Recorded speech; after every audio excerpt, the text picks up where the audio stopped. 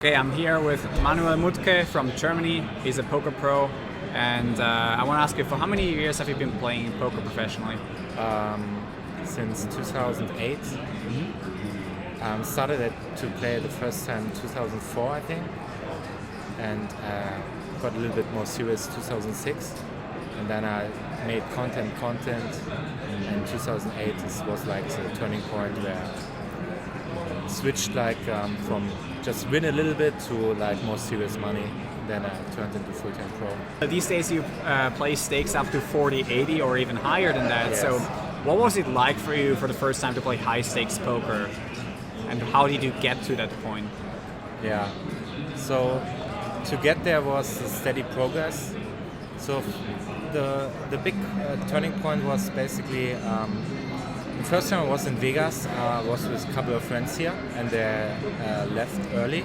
At this point, I was playing online like 1-2 and 2-4. I had maybe a 40k bankroll or 20k bankroll, I'm not sure. And my friends left earlier, and then here I decided to play the first time live 10-20. I shot at the 10-20 games the first time here, and it was running really good.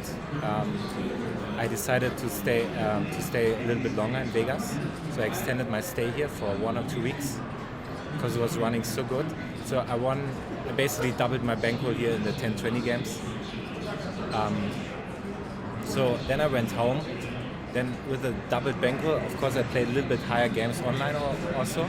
So I was shotting the 3-6 and 5-10 games. And also there it was running really, really good. So there I won also a lot of money.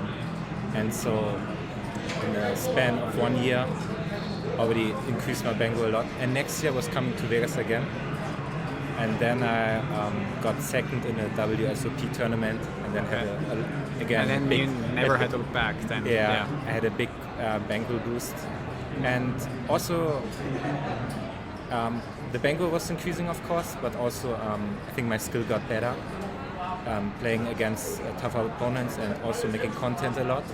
So I was ready to also play the bigger games. So I was also the next year already shooting. Also got another guest here. Yeah, hi. Already shooting like the 50-100 games, the live games in Vegas, and then a couple years later also played 200-400 a couple times. Did you ever have a new stake that you were playing where things went wrong, or you started playing a new stake and you went on like a 10 bind downswing or something like that, or you never really experienced that? No, I never have downswings. No, yeah, of course you have downswings, but there was no point where it was really running bad or where I have to step back again from these stakes or limits. I was very fortunate. Would you say that it's also thanks to your game selection that you really took the shots rather wisely and you didn't really look for a high variance spot, but you took the shot when the games were good? Yeah, maybe not. I think I'm more selective than the other players, more selective. But I'm also was not too selective because it was running very good.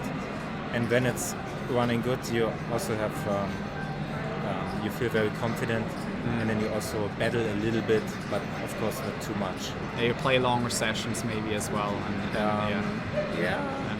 Not necessarily. I think one of my biggest rules is in Vegas to always quit when you're tired, because there is always a game the next day.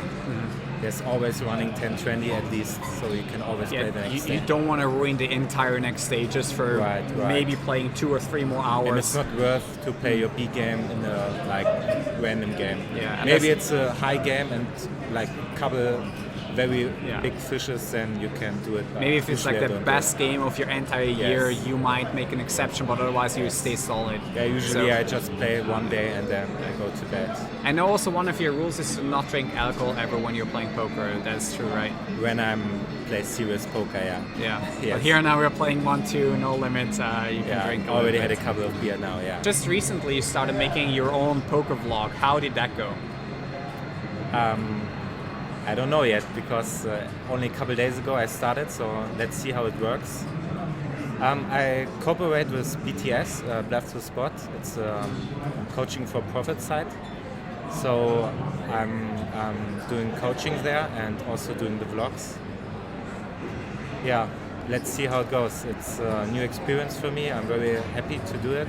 It's a lot of fun to create your own content. What is it that you've learned the most from going from one trip to the Vegas to the next one? Also, apart from just playing poker and game selecting, what is like a big takeaway here, being in Vegas for multiple years?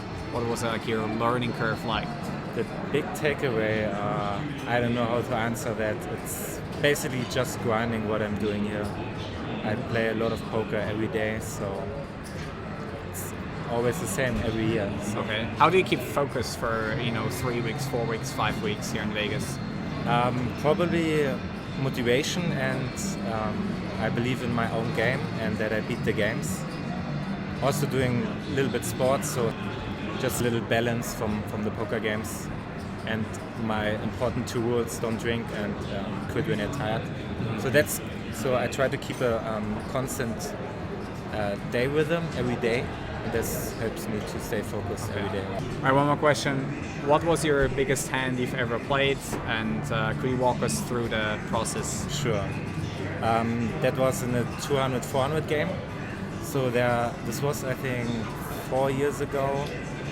There was one recreational player who was playing almost every day, and he was super loose and super aggressive, playing like every hand and super aggressive.